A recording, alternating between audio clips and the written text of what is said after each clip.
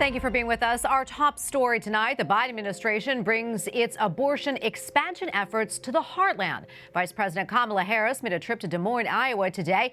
This following her criticism of the U.S. Supreme Court, which she claims took a constitutional right away from women of America. The vice president referring to the end of Roe v. Wade, a victory for pro-lifers. White House correspondent Owen Jensen reports. Owen. Tracy, it's the latest stop in a long line of cities Vice President Kamala Harris has traveled to over the last several months, demanding access to what the White House calls reproductive rights. However, pro-life groups continue speaking out and pushing back to protect unborn children and their mothers. In Des Moines, Iowa, Vice President Kamala Harris issues yet another call for abortion access. The government should not be telling her what to do with her own body.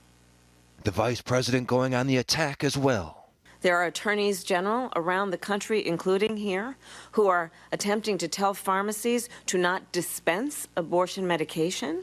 Pro-life group National Right to Life says Vice President Harris supports no limits at all on abortion.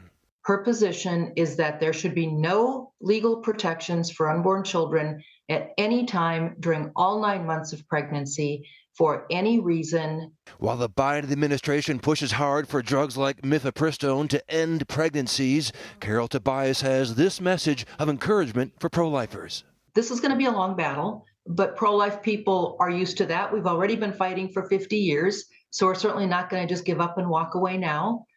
Just keep up the fight. Those babies and their mothers need you. Meanwhile, see it for yourself. The Pentagon releasing video of that incident over the Black Sea that brought down a U.S. surveillance drone.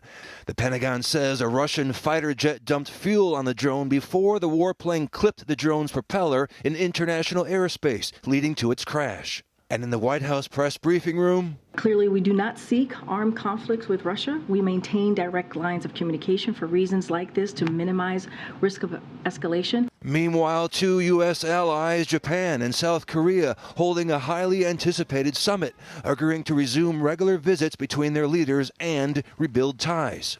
The meeting comes as North Korea conducts more missile tests, likely intended to send a message about the summit.